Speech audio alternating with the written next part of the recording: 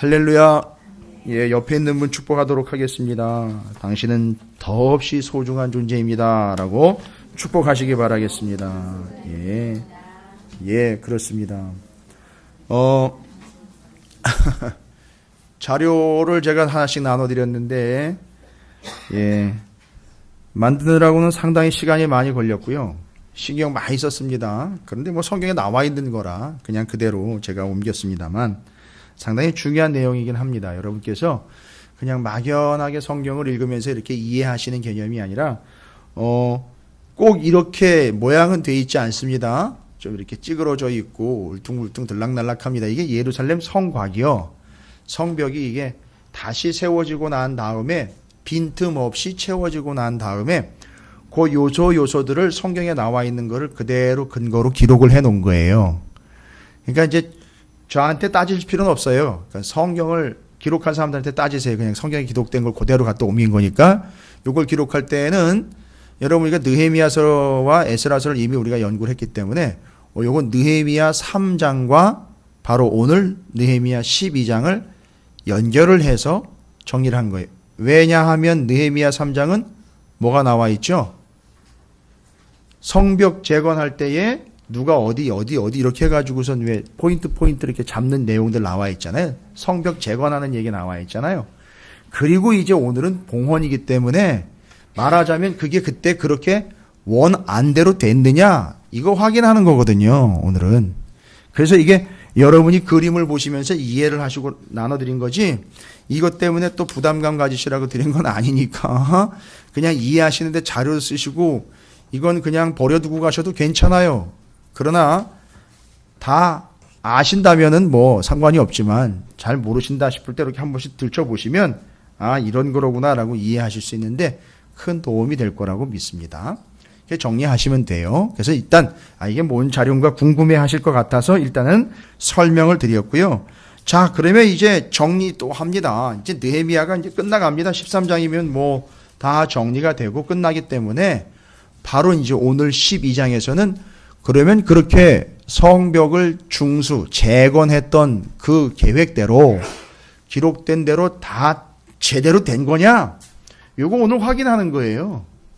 그러니까 우리가 지난 시간에 느헤미야 11장을 통해서 11장까지 에스라서와 느헤미야서를 쭉 정리를 하다 보면 두 가지 원칙이 생긴다 그랬죠? 기억나십니까? 기억이 안 나시나요? 지난 수요일 날? 수, 목, 금인데요? 그 성벽, 예루살렘 성 안에 사는 사람과 성 주변에 사는 사람을 나눠 놓는 게 아니라 바로 그 바깥에서부터 어떻게 되는 거죠? 그렇지, 안으로 이제 들어오는 거죠. 그게 이제 그 삶의 뭐라는 얘기죠? 그렇지, 중심이라고 얘기를 드렸어요. 그리고 이제 에스라서부터 얘기된 걸 보면 돌아온 사람들이 제일 먼저 하는 일이 성전을 재건을 하고 그렇죠. 말씀으로 신앙을 회복하고 앞에 서 보니 죄인이라는 게 드러나서 하나님 앞에 예배가 회복이 되고 그리고 지금 이제 느헤미야서에 와 보니까 또 뭐를 이제 건축을 하는 거죠? 삶의 자리인 성벽을 재건을 하게 되는 거죠. 그리고 성벽 안과 바깥으로 나눠서 삶의 자리들이 결정이 되는 것. 그래서 요거는 바로 뭘 이야기하는 거랬죠? 삶의 그렇죠. 우선순위 순서를 이야기하는 거다라고 말씀을 드렸어요. 근데 오늘도 보면은요. 성벽을 봉헌하는데요. 완성됐잖아요. 다 이루어지고 완성됐는데 봉헌식을 하는데 여러분 보시면 아시겠지만 레위인과 제사장들이 어떻게 모이게 되는지 여러분 아세요? 문 밖에 있었던 레위인과 제사장들, 바깥에 터를 잡고 살고 있던 모든 레위인들이 싹 다 어떻게 하죠? 예루살렘 성 안에 어디로요? 성전 있는 데로 모입니다. 그러니까 예루살렘 성 안으로 중심이 되어 봉헌식 한다 이러니까 싹 다 모인 거예요. 그러니까 지금 11장이 두 가지 원칙, 삶의 첫 번째 그렇죠. 우선순위와 그 다음에 내 삶의 중심은 무엇이냐 이거 여러분 대답해 보셨죠? 어떻게 가셔서 이렇게 한번 리스트 적어 보셨어요? 가치 리스트 중심 리스트 이렇게 한번 적어보셨어요? 사순절 아직 안 끝났어요. 끝나기 전에 한번 해보시면 될 것 같아요. 그것도 다 훈련이니까요. 형식적인 게 아니라 그런 걸 점검하다 보면 나와 있게 되어 있습니다. 다 나오게 되어 있어요. 그러면 여러분 오늘 느헤미야 12장은 뭘 얘기하는 걸까요? 봉헌식이에요. 여러분 봉헌식은 의미상 그냥 요거 본문에 나와 있는 내용상으로 보면 시작입니까? 마무리입니까? 예? 봉헌식이요. 예, 깊은 의미로는 시작이 될 수 있지만 그 사건과 상황에 대해서는 마무리죠. 뭐의 마무리입니까? 성벽을 다시 지은 것에 대한 마무리잖아요. 그러니까 11장으로부터 만약에 두 가지 원칙과 지금 12장에 와서 이야기하려는 걸 연결을 하면 바로 이거죠. 너의 삶의 중심이 뭐냐? 넌 우선순위를 어떻게 두고 있는 거냐? 그리고 이걸 얘기하려고 하는 거죠. 내 삶의 마무리는 어떨 것 같으냐? 요거예요. 이게 상당히 중요한 겁니다. 여러분 오늘 말씀이요. 뭐 이렇게 비밀스러운 얘기는 아닌데 갑자기 제가 다운을 시켰습니다. 톤을. 이게 요한계시록 21장과 연결이 된다는 거 아셔요, 여러분? 여러분 요한계시록 21장은 내용이 뭔지 아십니까? 새 하늘과 새 땅, 새 예루살렘 성이에요. 여러분 이거 어거지가 아니잖아요. 물론 원래 있던 성벽이지만 원래 있던 예루살렘 성이지만 다시 새롭게 재건을 했죠. 그럼 의미가 뭐가 돼요? 새 예루살렘 성의 개념이 될 수 있어요. 근데 기가 막히게 맞아떨어집니다, 여러분. 요한계시록 21장과요. 그래서 제가 몇 번을 이렇게 오고 가면서 개친 연결을 하면서 읽어봤어요. 와, 그랬더니만 이 새 예루살렘 성이 요한계시록에 나와 있는 내용이지만 이 성벽을 중수를 해서 재건을 해가지고 마치 새로운 예루살렘 성을 건설해서 그 안에 살게 된 사람들이 마치 뭘 경험하는 것과 같은 거죠. 새 예루살렘 성에 살게 된 것을 경험하는 것과 같은 의미를 가지고 있다는 거 여러분 기억해 두시기 바랍니다. 그러니까 이 성경은요 이렇게 이해가 돼야 되고 연결이 돼야 돼요. 그러니까 상당히 중요한 내용이 오늘 새 예루살렘 성과 같은 새롭게 다시 건축한 성벽 안에서 봉헌식을 이루어가고 있는 이들의 삶의 모습을 통해 새하늘과 새 땅, 새 예루살렘 성의 모습이 비추어지고 있다는 걸 우리는 볼 수 있어요. 너무너무 은혜스러워요. 근데 하는 게 별로 없고요. 다 맨 기록된 게 뭔지 아십니까? 감사 찬송하는 자들의 큰 무리. 예? 감사 찬송하는 자들의 다른 무리. 뒤에 가면 감사 찬송하는 두 무리. 그러니까 지금 뭐 하고 있는 거죠? 성전 봉헌식의 주는요? 감사와 찬송, 그 다음에 뒤로 나가면 제사. 요거예요. 다른 게 없습니다. 봉헌식의 주된 내용은 감사와 찬송과 제사 드리는 거예요. 이게 주론 내용이에요. 여러분 27절부터 우리가 47절까지를 읽었는데 봉헌식에 관련된 내용은 27절부터 43절까지예요. 그걸 여러분 몇 번씩 한번 읽어보십시오. 다른 내용이 안 나와 있고 맨 감사했고 찬송했다. 찬양했다. 감사했다. 감격했다. 그리고 제사 드렸다. 이 얘기밖에 안 나와 있어요. 봉헌식의 내용이에요. 그게. 그게 이제 센터에 지금 자리를 잡고 있고요. 그러면 이제 앞에서 1절부터 26절까지 왜 그렇게 명단들하고 모르는 이름들은 계속 나오는지 모르겠어요. 근데 여러분 이거 이 사람들은 확인해야 돼요. 반드시 확인해야 돼요. 이 사람들은. 대충 오늘 몇 명이나 참석했대 예배 때. 한 100명 조금 넘는 것 같으면 이런 식이 아니에요. 여기 올 사람들이 와야 된다라는 이야기 여러분 잘 들어보십시오. 제가 요한계시록 21장에 새 예루살렘 성 얘기를 드렸죠. 여러분 새 예루살렘 성 안에 들어가 있다라는 얘기는 뭘 이야기하는 겁니까? 결론적으로는요. 요한계시록이니까 뭘 받았다는 얘기죠? 구원을 받았다는 얘기예요.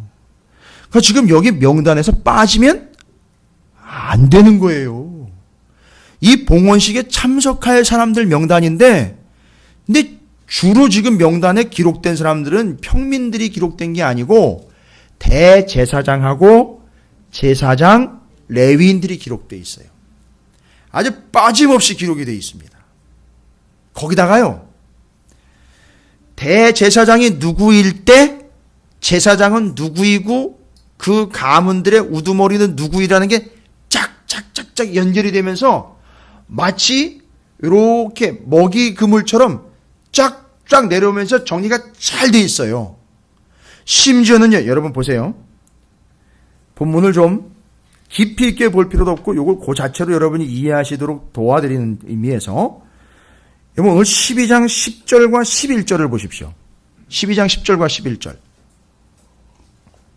거기 명단이요, 6명의 명단이 기록이 되어 있어요. 그럼 누군지 아십니까? 6명?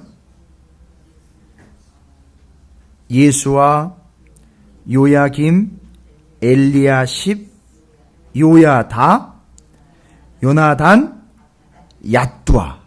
여러분 이 사람들이 누군지 아세요? 6명이에요. 예, 맞아요. 대제사장이에요. 와.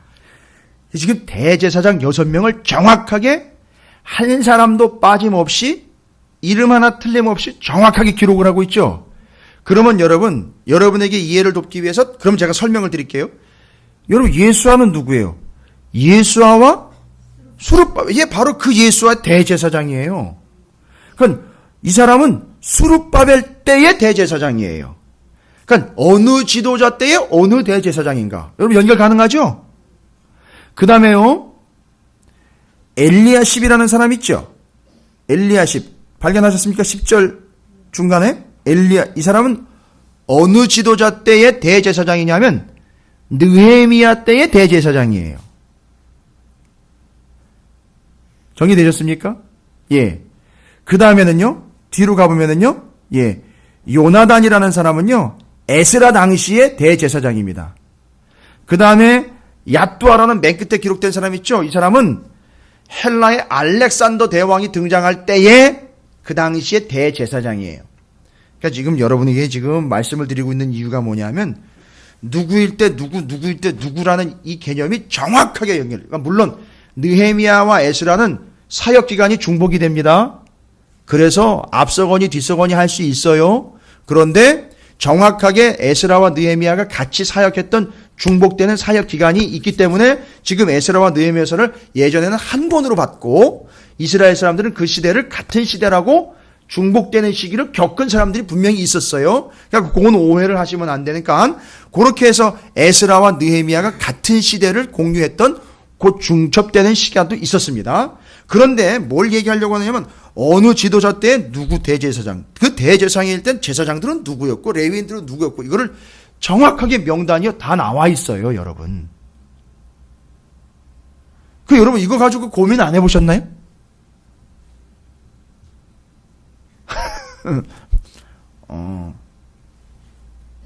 죄송한데 읽어는 오셨나요? 아니 뭐 가면 다 나누어서 읽을 텐데 미리 읽고 갈 필요가 있겠습니까? 예, 그것도 일리는 있어요. 근데 여러분 지금 읽어보시니까 한번 이렇게 읽고 더군다나 이제 앞절 1절부터 여기 명단들 제사장들과 대제사장의 명단에 있는 26절까지는 이제 여러분이 설명을 듣고 계시니까 이게 뭐 나중에 읽어보시라고 제가 믿습니다만 이름만 이렇게 쭉 봐가지고는 개념이 안 잡히잖아요. 그죠? 그런데 여러분께서 지금 요 이름들을 아주 한 사람도 빠짐없이 거기다가 잘 보시면은요 12절부터 21절에는요 요야김, 요야김이면 대제사장이잖아요. 그 사람이 대제사장으로 있을 때 제사장과 족장된 자들의 이름을 쭉 다 기록했어요. 21절. 그거 아시겠습니까? 그래서 대제사장을 중심으로 그 밑에 제사장들과 그 우두머리 쭉 기록이 다 돼 있어요. 사슬처럼. 그렇죠? 그 다음에는요 22절로 와보면 엘리야십, 요야다, 요하난, 얏두아 때 이 사람들 대제사장이잖아요. 그죠? 요 대제사장일 때는 또 레위인과 제사장 다른 제사장들은 또 누구인가 쭉 또 기록되어 있어요. 그러면 앞에 1절부터 7절까지는 예수아인 대제사장이 있을 때의 그 제사장들과 레위인들에 대한 이야기예요. 아주 철저하게 다 기록되어 놨죠. 그래서 예수아일 때와 요야김일 때, 엘리야십, 요야다, 요하난과 얏두아 이 네 명이 한꺼번에 이렇게 기록이 돼서 지금 세 덩어리로 대제사장이 누구일 때 그 밑으로 제사장 누구 들어오고 레위인들 누구 있고 이 명단 다 기록된 거죠. 그러니까 지금 일반 백성들 명단은 기록이 되지 않고 있고요. 대제사장과 제사장, 레위인들만 기록이 되어 있다는 거 여러분 발견하셨습니까?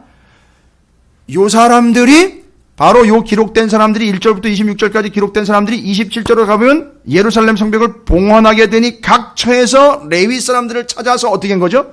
예루살렘으로 모여 이럴 때 여기 있는 사람들이 한 사람도 빠짐없이 싹 다 모였다는 거예요. 요 사람들이요. 그런데 정확하게 파악이 되고 있어요. 대제사장이 누구이고 연결된 제사장들은 누구이며 레위인들은 또 누구인지. 여러분 대제사장, 제사장, 레위인들 뭐 하는 사람들입니까? 예, 제사 드리는 사람들이에요. 이제 성벽을 재건을 해가지고선 회복되고 있는 이스라엘에게 정확하게 대제사장이 누구일 때 제사장들이 누구이고 레위인이 누구인지 명단이 완전히 확보가 되어 있습니다. 근데 그 이전을 성경을 보면은요, 그 이전의 성경들 여러분 우리가 쭉 읽어봐서 기억하시겠지만 대제사장이 누구일 때 제사장이 누구이고 레위인이 누구이고 이런 거 기록해 놓은 적이 없어요. 별로 안 놀라시는데 이런 적이 없다고요. 이 사람들이 70년 동안 포로 생활하고 돌아와서 성전 재건, 성벽 재건, 그 다음에 성전과 성벽 재건한 이 본질적인 이유가 뭔지를 뭐를 정리를 한 걸로 통해서 우리가 추정하는데 제사장, 대제사장과 제사장, 레위인들의 명단을 정확하게 정리를 해서 야, 이 성전 재건하고 성벽 재건한 게 무슨 의미라는 거죠? 말하자면 그렇죠. 이 제사장들의 명단과 직결되어 있는 거예요. 알고 보니까 자기들은 이제 평생 뭐 하면서 살아야 된다라는 거를 제사 드리면서. 아, 그러니까 자기들의 신분을 정확하게 이해를 한 거죠. 제9에 끌려갔다가 진짜로 고생하고 돌아와가지고 자기들이 어떤 신분이라는 걸요? 제사장 나라라는 걸 깨달은 거예요. 여러분 그게 말로만 제사장 나라 이 개념이 아니에요. 이 사람들은 70년 동안 가서 내 신분이 뭔지를 터득하고 온 거예요. 제사장 나라라는 걸요. 그러니까 내 이름이 중요한 게 아니에요. 일반 백성들 다 이름이 있어요. 자기들 족보 다 있습니다. 그런데 지금 우리 민족의 정체성은 내 이름 석자 하나 여기다 남기는 게 중요한 게 아니라 이 민족의 정체성인 제사장 나라가 제대로 이루어지려면 대제사장이 누구고 우리 대한민국은요. 이걸로 이야기하자면 대통령이 누구고 뭐 국무총리가 누구 이렇게 나가는 거잖아요. 근데 이 사람들은요. 대제사장이 누구고 이렇게 나간단 말이에요. 그 밑에 제사장이 누구고 레위인들은 어떤 사람들인지 쭉쭉쭉쭉쭉 나오는 거예요. 여러분 여기 1절부터 26절까지 소개된 이 사람들이 있잖아요. 저는 이게 관심 갖지를 않고 기억력이 그렇게 좋지를 않아가지고 지금 정부에 있는 대통령 휘하에 있는 장 차관들 이름 다 몰라요. 근데 모르지만 여러분 생각해 보십시오. 청와대에 지금 근무하고 계시는 상주하고 계시는 대통령께서는요. 장 차관들 이름 어지간하면 다 알고 있겠죠. 그렇죠. 그게 뭐 한 100 몇 명 넘는다 그래도 그 인원들 다 알 수 있을 거예요. 그렇지 않습니까? 자기네들끼리는 다 알 거예요. 그리고 저는 조금 이제 관심이 좀 덜해서 그렇지 이 정치에 또 나라를 위해서 기도하는 분들은 대부분 장 차관급들 해서 열심히 일하는 분들 이름들 다 알고 있어요. 그렇죠? 그냥 넘어갈게요. 그러면 이스라엘 백성들도 잘 보세요. 그럼 대제사장서부터 제사장 레위인들의 명단을요. 이 사람들 주로 예루살렘의 성전에 들어가면 다 볼 수 있는 사람들이에요. 아는 거예요. 왜요? 멀리 올라가면 다 뭐예요? 다 집안 아니에요. 싹 다. 형제들 아닙니까? 뭐 복잡하게 일을 나눠가지고 여기저기 나눠가지고서 일을 하는 것도 아니고 성전 안에 딱 들어와 있잖아요. 다. 그러니까 누가 누군지 다 압니다. 그러니까 우리 민족의 정체성은 우리 이스라엘의 정체성은 나 하나 잘 먹고 잘 사는 게 아니라 뭐라는 거죠? 이 사람들이 살아있어야 된다는 거예요. 이 사람들이 제대로 돼야 된다는 거예요. 그러니까 여기서 이 사람들이 무너지면 어떻게 된다는 걸 아는 거죠? 여기 나라, 우리나라 무너진다는 걸 아는 거예요. 이건 제국의 문제가 아닌 거예요. 이건 권력자들의 문제가 아니라 이 사람들이 세워져야 우리나라가 제대로 세워진다는 거예요. 그래서 왜 그렇게 굳이 우선순위를 정해가지고 뭘 먼저요? 성전 먼저예요. 그 다음에 성벽이요. 그 다음에 그 가운데에다가 센터에다가 성전 놓고 왜 그렇게 삶을 살아가야 되는지를 이제 정확하게 정리가 된 거예요. 이 사람들이. 제가 이번에도 오랜 시간은 아니지만 고향에 잠깐 들렸다가 고향에 있는 교회들의 비참한 이야기들을 많이 듣고 왔어요. 사랑하는 우리 친척들이 섬기고 있는 교회들에서 들려왔던 정말 썩어 문드러질 이야기들. 너무너무 가슴 아픈 이야기들을 제가 들었어요. 죄송합니다만 목사 하나 때문에. 그 목사 주변에 있는 목사를 돕는다는 소위 말하면 기득권을 가지려고 술을 부리고 있고 꼼수를 부리고 있는 그릇된 권력가들 때문에 얼마만큼 교회들이 아주 썩어 문드러지고 있는지 그 아픈 이야기들을 제가 듣고 왔어요. 야, 이게 교회가 이래서 가는 거구나. 이래서 무너지는 거구나. 교회라는 게. 심지어는 교단을 탈퇴하기까지 이르게 되는 그런 상황까지 가버렸어요. 우리가 잘해보겠다가 아니라 죄송합니다. 이건 다른 교단 얘기이기 때문에 뭐 함부로 이야기할 수 있는 부분도 아니지만 그냥 교단도 못 믿겠다 이거예요. 우리 엉망진창. 아니 누가 누군지 모르겠어요? 거기서 정치하고 거기서 권력을 가지고 있고 거기서 수장들이고 거기서 쭉쭉쭉 내려오면 사다리 타고 내려와 가지고서 뭐 일하고 무슨 일하고 이런 거 다 모르겠습니까? 다 아는데. 말하자면 그게 다 썩은 거예요. 그게 도대체 교회가 될 수 없다는 거예요. 나온 거예요. 그러니까.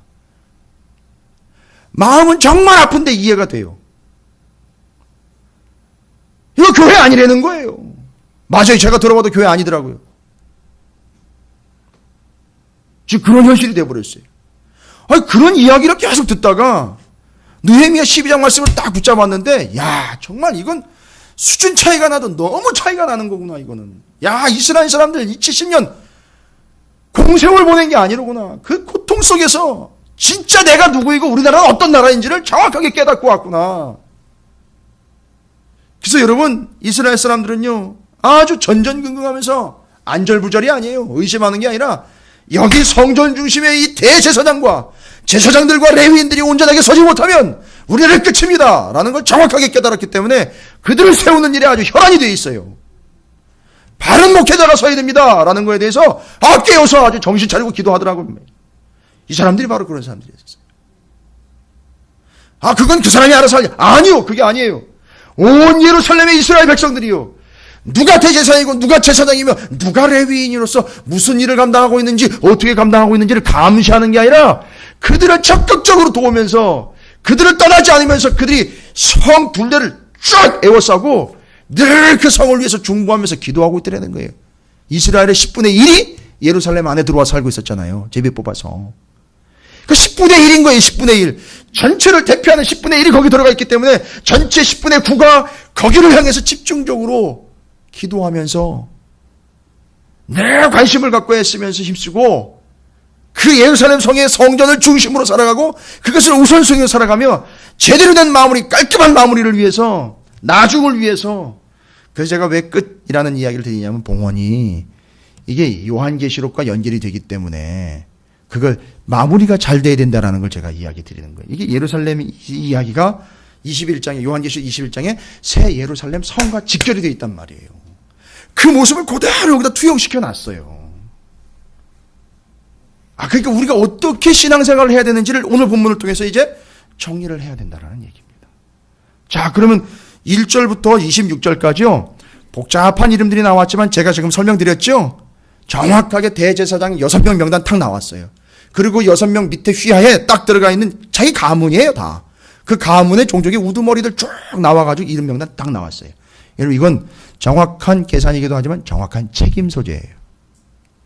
그 말하자면 어느 놈이 잘못했는 거야? 어디서부터 고리가 끊어진 거야? 탁 나와버리거든요. 무서운 겁니다. 어느 누가 잘못한 거야? 탁 고리야만 치면 거기서 탁 나오는 거예요. 그래서 누가 잘못했구나? 그냥 걸면 걸려 올라오는 거예요. 아주 철저한 거예요, 이거는. 그리고 이스라엘 백성들이 이들 명단을 다 알고 있어요. 누구 알고. 시대별로 뭐 대제사장 바뀔 때마다 따라가는 제사장과 레위인들 딱 나와 있죠. 뻔하죠. 다 아는 거예요. 여러분 어떻게 한 걸까요? 이건 제가 생각한 거예요. 예수아가 대제사장으로 있을 때 그 제사장들과 레위인들을 위해서 그들의 이름을 불러가면서 이스라엘 실제로 기도했다는 거예요. 그 공동체가 제대로 살아남기 위해서. 이게 그들의 특징이었습니다. 그리고 느헤미야와 같은 이 지도자들이 그들을 너무너무 서포트를 잘해준 거예요. 느헤미야는 평신도라고 말씀드렸죠? 예. 제사장 가문이 아니에요. 그런데 그가 바로 이 대제사장들과 협력의 관계를 통해서 이 예루살렘 공동체를 온전히 세워가는 일에 얼마나 애를 썼는지 잘 보시면요. 27절부터 43절까지가 이 하이라이트거든요. 이제 성벽을 봉헌합니다. 보니까 성벽을 봉헌할 때 뭐 모여가지고 이렇게 예식을 한 게 아니라 여러분 27절부터 43절까지 읽어보셨는데 어떤 식으로 봉헌식을 했는지 여러분 기억나십니까? 어떤 식으로 한 것 같아요? 예, 물론 최종적으로 여러분 나눠드린 자료를 보시면 여호와의 성전에 이제 다 모입니다. 다 모여요. 27절부터 43절을 제가 설명을 해놓은 거예요, 그림으로. 나중에는 결국 예루살렘 성전에 모여서, 예루살렘 그 여호와의 성전에 모여서 마지막 최종적으로 이제 봉헌식을 하게 됩니다. 그런데 봉헌식이 시작되면서 봉헌식의 일환으로서, 시작으로서, 자, 각 처소에 나가 살고 있는 모든 레위인들과 제사장들 다 불러드렸죠? 불러드려서 느헤미야와 에스라가 중심이 돼가지고 어떻게 하는지 여러분 기억이 거의 돼 있어요. 즐거이 봉헌식을 행하려고 27절에 보니까 즐거이 봉헌식을 행하려 하매, 그렇죠? 어떻게 하는지 보실까요? 이에 노래하는 자들이 예루살렘 사방 들과 느도바 사람의 마을에서 모여들. 자, 다 나름대로 살고 있었던 자리에서 다 모여들었죠? 왜요? 레위인과 제사장들은요, 다 자기 분깃이 없었잖아요. 각 지파별로 따로따로 흩어져 살고 있다가 이런 일이 생기면 쫙 모여드는 거예요. 여러분 그거 보면서 이스라엘 백성들이 무슨 생각했을까요? 예? 하여튼 일만 있으면 성전에서 사이렌만 울리면, 물론 사이렌 울린 건 아니에요. 소집령이 내려지면, 예, 맞아요. 그렇게 울리면,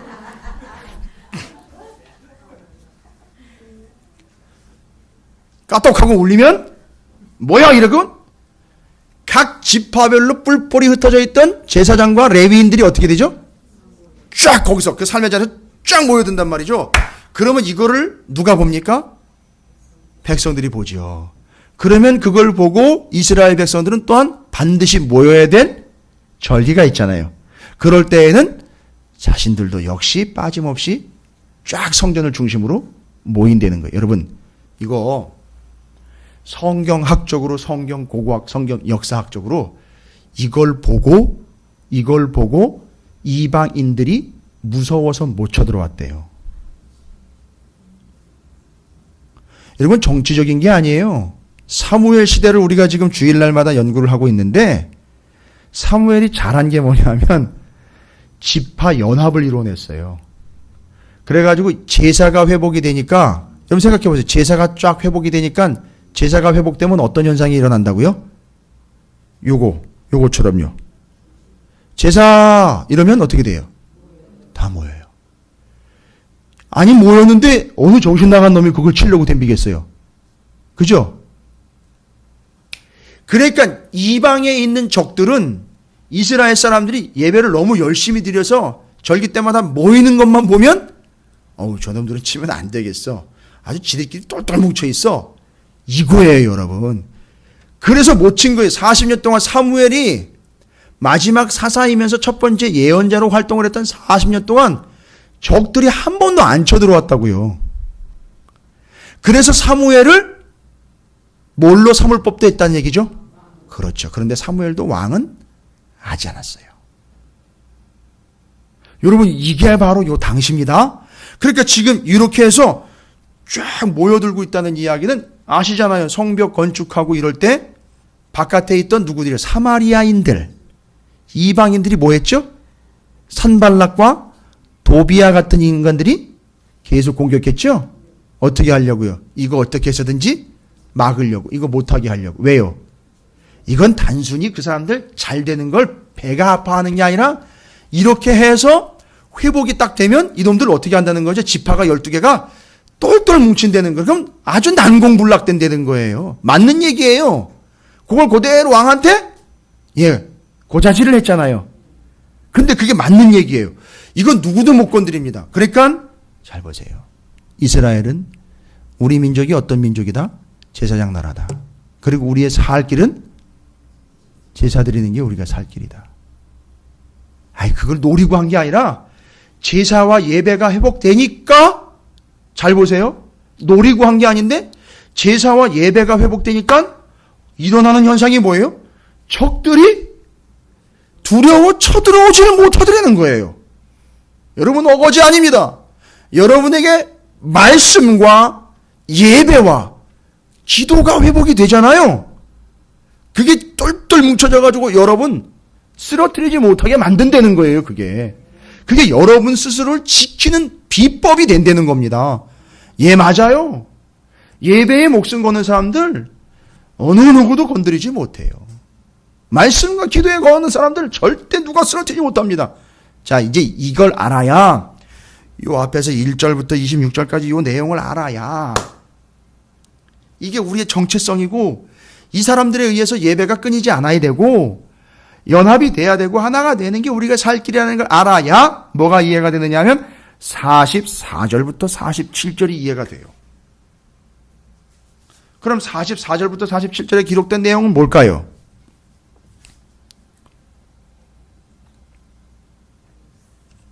(1절부터) (26절까지) 기록된 그 사람들에 대한 이스라엘의 처우예요.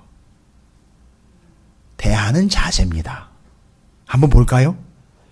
그래서 여러분 44절부터 47절만 읽는다거나 44절부터 47절부터 시작하면 오해가 생겨요. 목사한테 잘해라는 얘기구만 저것도. 이런 오해가 생긴다고요. 여러분 이제 오해하시지 않을 수 있겠죠.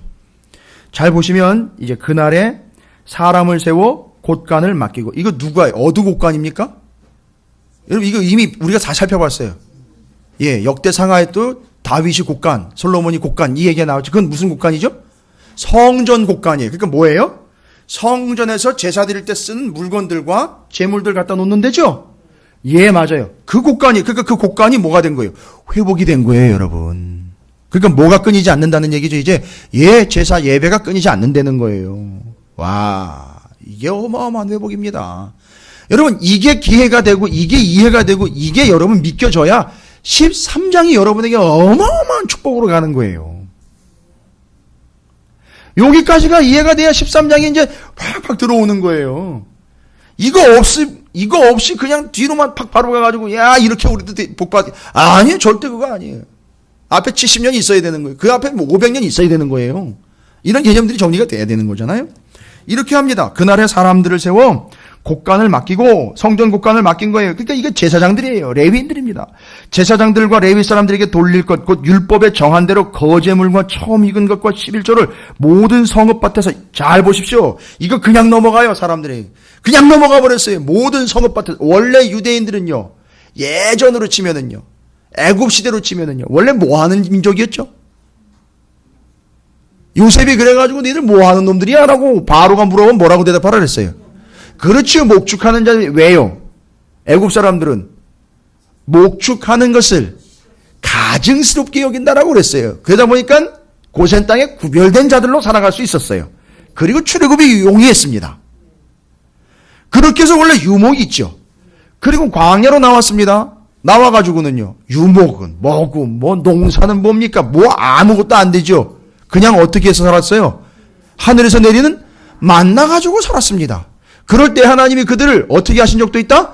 굶기신 적도 있다. 왜요? 하나님이 그들의 마음을 좀 알고 싶어서요. 뭐 때문에요? 음식 없이 하나님의 말씀만 가지고도 살아갈 수 있나? 라고 고백 하나하나 보겠다. 그게 오늘 새벽 말씀이에요. 금식에 대한 진정한 얘기. 금식에 대한 진정한 본질. 그래서 그 마음을 미리 알려주시려고 하나님에게 그 마음을 미리 하나님 저 이런 마음으로 사역 임합니다. 3년 공생이 시작하기 전에 예수님이 40일 금식하신 거잖아요. 40년 광야, 40일 금식. 그렇게 해서 적극적으로 금식으로 먼저 시작하신 게 예수님이에요. 그게 뭔 얘기입니까? 하나님 저 이 육신의 양식이 아닌 하나님의 뜻과 말씀이면 충분합니다. 이게 금식의 본질이라는 거예요. 그걸 정리 끝낸 겁니다. 오늘 새벽 말씀 다시 들어보십시오. 금식에 대해서 정리했으니까요. 금식의 본질에 대해서. 자, 그러면서 잘 보십시오. 거제물과 처음 익은 것. 그러면 여기 뭐예요? 지금 이 사람들은 현재 어떤 삶을 살고 있는 거죠? 물론 제물로도 키우고 있고 또 양들이나 가축들도 키우고 있지만 잘 보세요. 처음 익은 것과 11조를 모든 성읍 밭에서 거두어 뭐 하고 있죠 지금? 농사 짓고 있네요. 그렇죠. 그런데 지금 이 사람들의 삶이 70년 황폐했다가 돌아와가지고선 어영부영 살고 있는 게 아니라 이미 그 땅이 다 어떻게 된 거예요? 회복이 된 거예요. 그래서 농사 짓고 곡식이 충분히 지금 들어오고 있는 거예요. 첫 곡식도 드릴 수 있게끔 거두어 드린 거예요. 알고 봤더니 이게 다 하나님의 은혜였던 거예요. 그래서 요 첫 곡식과 11조를 갖다가 어떻게 했죠? 성전에다 갖다가 드리는 거예요. 누구 얘기 듣고요? 예, 누구 얘기 듣고요? 아니 44절에 나와 있잖아요. 그렇죠. 두 번째 줄에 곧 율법에 정한 대로. 누가 시킨 게 아니라 율법에 나와 있는 대로. 아유, 여러분 이거 얼마 만에 드리는 겁니까? 아이고 도대체 얼마 만에 드린 거예요? 70년은 전혀 드리지는 못했고요. 그죠? 왕정 500년 완전히 무너졌죠? 사사시대 때요? 아이고 뭔 생각이. 아니요. 와, 여러분 이 사람들 수준이 이 정도라고요. 그러니까 이 사람들 수준 때문이 아니라 하나님이 당신 거 받으시려고 이 사람들 이렇게 복을 주신 거예요. 왜요? 주면 이 사람들은 어떻게 하니까요? 예, 하나님께 드리니까요. 그러니까 하나님이 준 거 하나님이 다시 받으시는 거예요. 여러분 기브 앤 테이크는 우리에게 해당되는 게 아니에요. 우리가 기브 앤 테이크가 되는 게 아니라 하나님이 기브 앤 테이크 한다고요. 이거 바꿔버리면 큰일 납니다. 우리가 기브 앤 테이크의 삶을 살면 안 돼요. 기브 앤 테이크는 누구의 주권입니까? 하나님 거예요. 하나님이 기브 앤 테이크입니다. 그건 하나님께 쓰면 돼요. 그 용어는. 그러니까 지금 밭에 곡식이 풍성하게. 여러분 이미 이 사람들은 지금 성곽 짓고 삶의 자리를 성 안과 성 바깥 주변으로 나눠서 삶의 터전을 나눠 살았잖아요. 근데 그냥 살아가는 게 아니라 거기서 지금 뭐까지 하고 있다는 얘기죠? 수확까지 거두어 드리고 있다는 얘기예요, 여러분. 이거 그냥 넘어가지 마십시오. 이들의 삶이 완벽하게 지금 회복되고 있다는 걸 이야기하는 거예요. 이게 왜 이렇게 된 건죠? 두 가지 원칙이 지켜졌기 때문인 거예요. 첫 번째는요. 우선순위와 중심이 회복됐기 때문에 주변이 다 지금 회복되고 있는 거고요. 오늘 한 가지 더 이야기할 거예요. 아름다운 마무리. 아름다운 끝. 아름다운 열매. 결실. 이것까지 이제 오늘 얘기하는 거예요. 그래서 이는 유다 사람이 섬기는 제사장들과 레위 사람들로 말미암아 즐거워하기 때문이라. 여러분 이것도 어려운 말이잖아요. 이게 뭔 얘기인가? 잘 보세요. 이스라엘 백성들이 제사장들과 레위 사람들도 말미암아 뭐 했대요? 즐거워하기 때문이라. 그러니까 레위 사람들하고 제사장이나 대제사장 때문에 이 사람들이 뭐 한다는 거죠? 지금 즐겁대요. 왜 즐거울까요? 레위 사람들이나 제사장들이나 대제사장이 쇼맨십이 강해가지고 쇼를 잘해서 즐거울 걸까요? 뭔가 이벤트를 너무 잘 해내가지고 참여할 때마다 너무너무 흡족해가지고 즐거운 걸까요? 잘 보시면 삶을 회복하고 막 추수도 막 거둬들이고 와 너무너무 좋지요. 근데 가만히 보니까 이제 눈이 어디로 향하죠? 자기 밭으로 향하는 게 아니에요. 이 사람들은 이미 훈련이 됐기 때문에 어디로 향합니까? 가운데로 향하잖아요. 거기 누가 있어요? 성전에 누가 있죠? 대제사장, 제사장, 레위인들이 뭐 하고 있어요? 놀고 먹는 게 아니라 사무실에 앉아가지고 엉뚱한 짓거리 하고 있질 않고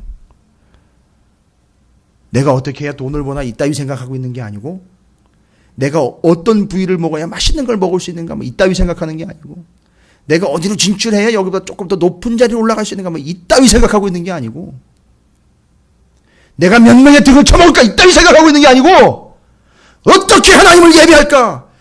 이건 어떻게 정확하게 하나님께 예배해야 되는가? 이 하나님의 말씀을 어떻게 우리 백성들이 가르쳐야 되는가? 뭐 이런 거를 보고 이스라엘 백성들이 너무너무 좋아하는 거예요.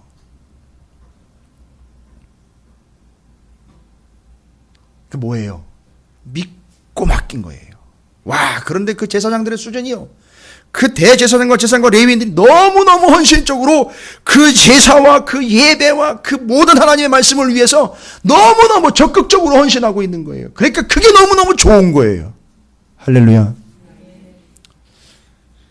솔직히 이런 얘기 하기가 쉽지 않아요. 왜냐하면 결국 제 얘기거든요. 결국 저와 같은 목사들 얘기로 돌아와요.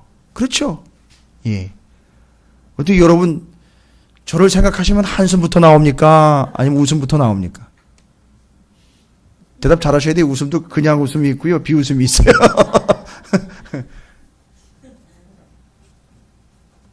여러분, 저도 이 구절을 44절의 마지막 부분을 보면서 제가 여러분에게 뭘로 즐거움을 드릴까요? 예? 제가 여러분에게 뭘로 여러분을 기쁘게 할까요? 여기서 좀 재롱도 떨고 뭐 춤도 추고 막 이렇게 할까요? 뭐 재밌는 얘기들 이런 것들 자꾸 이렇게 전화드려가지고 여러분 즐겁게 해드릴까요? 여러분 이스라엘의 수준은 그 정도가 아니었어요. 떨어져 있으나 중심을 보면 거기서 늘 제사장과 레위인들은 너무너무 헌신적으로 하나님의 말씀에 근거해서 예배, 제사 절대 오차 없이 거기다 목숨 걸고 있더라는 거예요. 그래서 거기 갔다 오면 자 이거예요.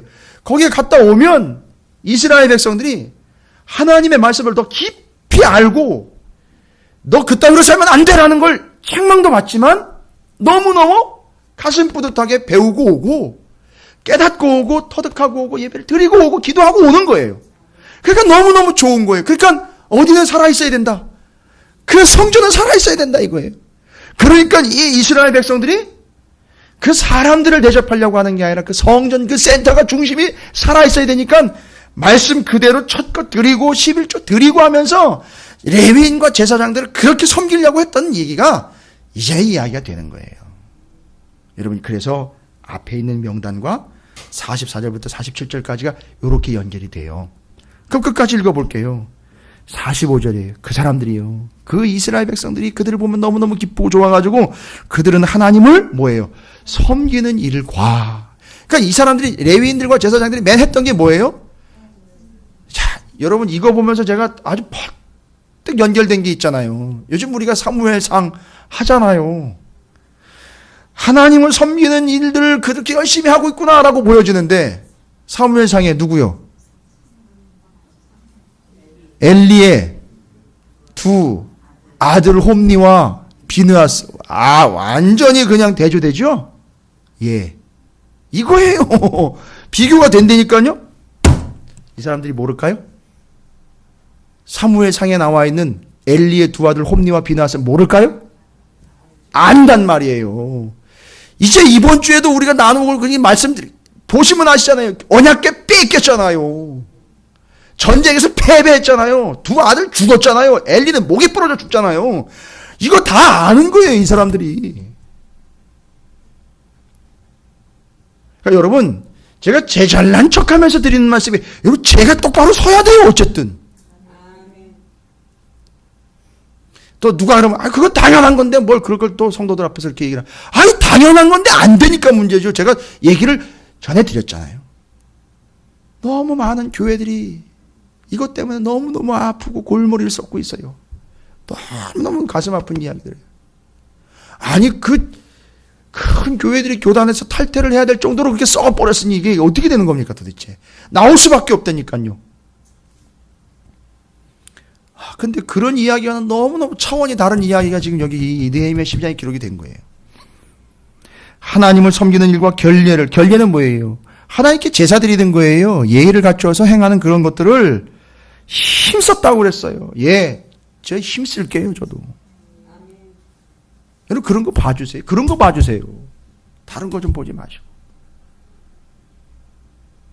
노래하는 자들과 문지기들도 그러하여 모두 다윗과 그의 아들 솔로몬의 명령을 따라 행하였으니 예전에 그 이미 처음 세워졌던 그 성전 그거 회복하려고 그렇게 애쓰고 있구나 보이는 거예요. 그렇죠?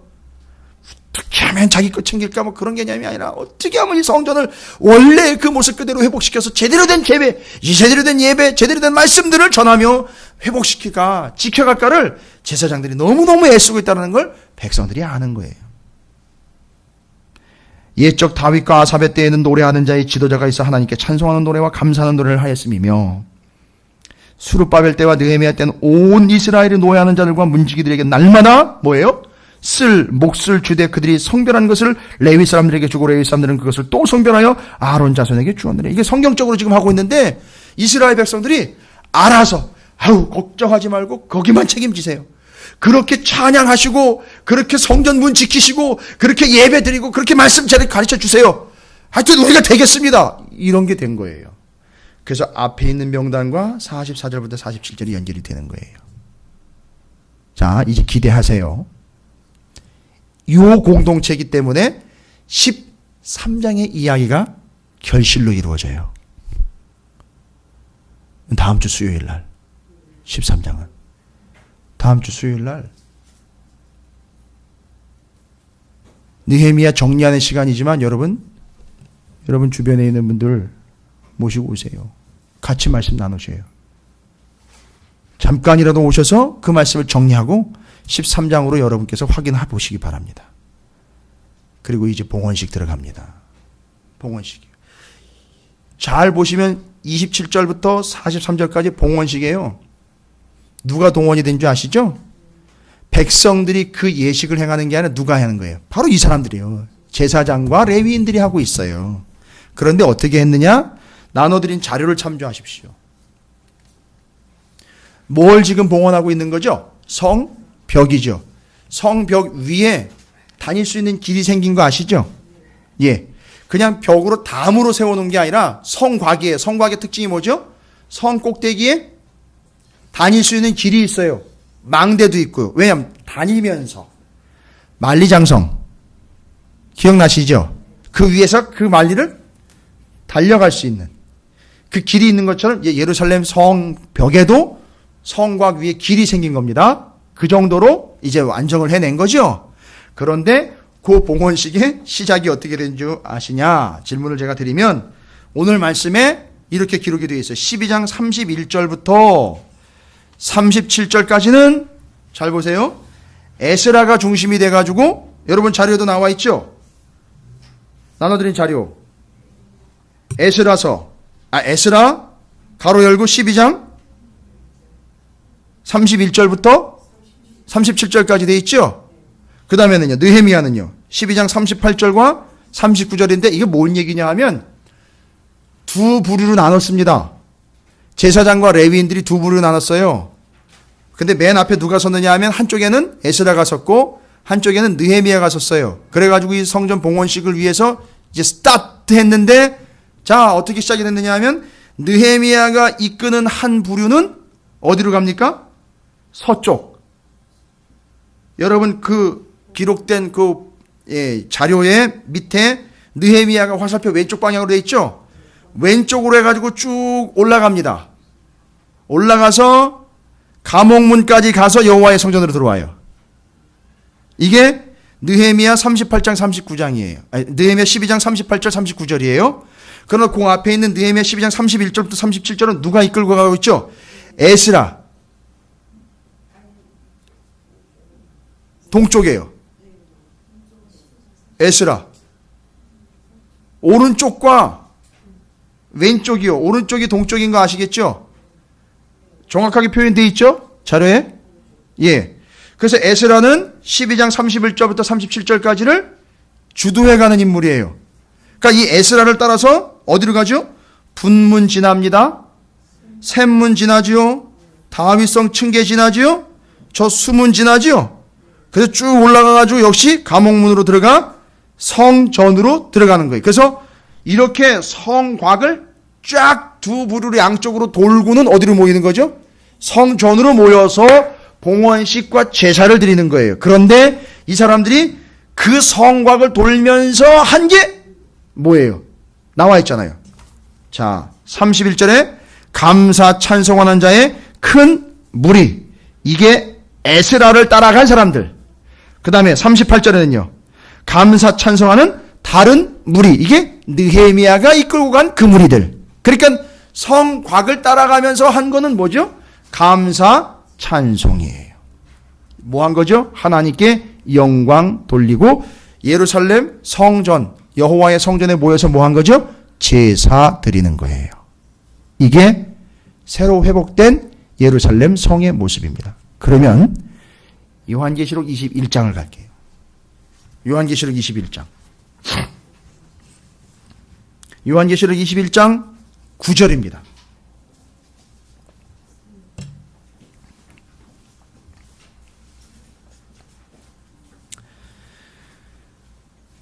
일곱 대접을 가지고 요한계시록 21장 9절 일곱 대접을 가지고 마지막 일곱 재앙을 담은 일곱 천사 중 하나가 나와 내게 말하 이르되 이리 오라 내가 신부 곧 어린 양의 아내를 내게 보이리라 하고. 여러분 21장 2절에 보면 내가 봄에 거룩한 성 새 예루살렘이 하나님께로부터 하늘에서 내려오니 그 준비한 것이 신부가 남편을 위하여 단장한 것 같더라. 지금 개념이 새 예루살렘 성이 내려오는데 마치 무엇처럼 내려온다 그랬죠? 단장한 신부예요. 그럼 여러분 성경에 이미 이 개념은 정리가 됐잖아요. 신랑과 신부요. 그리고 실제로 어린 양으로서 소개가 되고 있는 신랑이 누구냐 하면 예수 그리스도예요. 그렇죠. 그런데 거기와 함께 한 부부가 될 것인 운명을 가지고 있는 이 신부가 신부처럼 단장하고 꾸미고 내려오는데 그게 뭐라는 거예요? 그게 새 예루살렘 성이라는 거예요. 지금 본문을 연결하면 그 새 예루살렘 성이 마치 신부의 모습을 하고 내려온다는 거예요. 그런데 여러분 이미 신약성경 쭉 정리하는데 예수님의 신부는 누구예요? 성도와 교회잖아요. 그러면 이 새 예루살렘 성은 뭘 이야기하는 걸까요? 교회예요. 교회요, 교회. 이해가 되십니까? 교회입니다. 정확하게 얘기할 수 있어요. 예수 그리스도의 신부인 교회, 몸된 교회로서 신부인 성도들의 모임인 교회가 하늘로부터 내려온다라는 걸 이야기해요. 그러니까 이미 새 예루살렘 성은 오늘날 우리가 경험하고 있는 겁니다. 바로 뭐예요? 우리 교회요. 그러니까 지금 회복된 예루살렘 성은 뭐를 예표하고 있는 거죠? 교회를 예표하고 있는 거예요. 그러니까 교회는 뭐 중심인 거예요? 예루살렘 성이 뭐 중심이었습니까? 성전 예배의 중심이었잖아요. 바로 그거예요. 그게 교회예요. 그래서 여러분 이제는 요한계시록과 정리해서 이걸 쭉 통으로 정리합니다. 따라서 새 예루살렘 성, 새로운 백성들, 새하늘과 새 땅에 합당한 구원받은 자들의 삶은 뭐가 되느냐 하면 교회 중심, 교회 우선의 삶을 살아가는 게 합당한 삶이라는 걸 이야기해주고 있는 거예요. 그리고 거기서는요, 뭐가 있다는 거죠? 지금 회복됐는데 감사와 찬송과 제사가 있다는 얘기죠. 여기서는 뭐가 있어요? 감사, 찬송, 감격, 그 구원해 주신 하나님께 영광을 돌리는 거 뭐를 통해서요? 예배를 통해서요. 그러니까 여기는 구원 받으러 오는 것도 맞지만 더 정확하게 이야기하면 구원 받은 자들의 모임인 것이 교회인 겁니다. 그래서 우리가 드리는 예배며 모든 순서는 다 이스라엘 백성들이 예루살렘 성을 회복해서 봉헌하는 봉헌식과 같은 매일매일의 예배와 모임이 곧 성곽 봉헌식과 같은 그런 의미를 가지고 있다는 사실을 여러분 이해하셔야 돼요. 정리되셨습니까? 우리의 삶은요, 이 성벽이 회복되고 중수되어 완성되어 봉헌하는 봉헌식에 참여하여 감사와 찬양과 예배로서 이제는 그들의 삶은 온통 다른 거 없어요. 성전 중심이요, 그것이 우선이 돼서 거기서 찬양과 감사와 기도요, 그 예배가 그 성 안에서 온전히 드려지게 되는 삶이 회복된 자들의 삶이었다라는 사실. 그때는요, 뭐가 회복된 거죠? 제사장 나라가 회복된, 지금은요, 하나님 나라가 회복된 것. 그게 바로 교회의 참 모습이라는 사실이에요. 그래서 느헤미야 12장의 모습은 오늘날 누구의 모습이 되어야 된다? 교회의 모습이 되어야 된다라는 걸 요한계시록 21장과 연결을 해서 신랑과 신부의 관계에서 정리를 끝냅니다. 이게 정리가 돼야 다시 한번 말씀드리면 느헤미야 13장이 여러분의 것이 될 수 있어요. 이 개념들이 정리가 돼야 됩니다. 여러분, 좀 긴 시간 많은 내용의 말씀들이 연결이 됐습니다. 여러분께서 오늘 요한계시록 21장의 말씀까지 또 느헤미야 12장에 명확한 이스라엘 백성들의 자신들의 신분과 존재의 가치를 정확하게 깨닫고 난 성벽이 회복된 이들의 삶, 바로 그들이 교회를 예표하고 있다는 사실, 거기서 감사와 찬송, 또한 하나님께 예배하는 자들의 무리가 되어서 하나님께 영광을 돌리고 있고요. 요한계시록에도 나와 있죠. 거기에 하나님 보좌 앞에 간 사람들이 다 뭐 하고 있더라? 거룩하다, 찬송하고 영광 돌리고 예배 드리는 것밖에 할 게 없어요. 거기 가서는 그걸로만 하나님께 그냥 그 앞에 서버리는 겁니다. 그게 그 나라의 삶이에요. 그게 새 하늘과 새 땅이고 새 예루살렘 성의 모습입니다. 구원받은 자들의 모임, 새 예루살렘 성. 거기선 하나님을 향한 진정한 찬양과 예배, 감사, 감격이 넘쳐나는 곳. 오늘날 교회더라. 그래서 느헤미야 12장, 여러분이 교회의 모습이라는 사실 잊지 마시기 바랍니다. 그러니까 앞에 기록된 제사장과 대제사장들의 명단, 저와 같은 자들의 책임이에요. 그 다음에 44절부터 47절까지 여러분께서 진정한 은혜가 넘쳐나면 그것을 지켜내기 위해서 여러분이 누구를 지켜야 되느냐, 뭘 지켜야 되느냐가 나오는 거예요. 그리고 거기에서는 감사와 찬송과 감격과 예배가 넘쳐나게 되어 있다라는 사실. 이게 진짜 회복된 거예요. 여러분의 삶에 이것이 회복되기를 주님의 이름으로 축원을 드립니다. 자, 옆에 있는 분 축복하도록 하겠습니다. 여기가 새 예루살렘 성입니다 라고 축복하시기 바라겠습니다. 자, 이제 정리 끝냈죠? 뭐 중심, 뭐 우선인, 이걸로 이제 결론이 났죠? 교회 중심, 교회 우선이라는 게 정리가 끝난 거예요. 새 예루살렘 성으로서 정리한 겁니다. 그러니까 우격다짐으로 정리하는 게 안 되고요. 그 개념으로 요한계시록 21장의 신랑 신부 개념까지 가야 교회 중심, 교회 우선이라는 얘기가 연결이 되는 거예요. 느헤미야 12장까지. 여러분이 그런 삶이 되기를 다시 한번 축복합니다.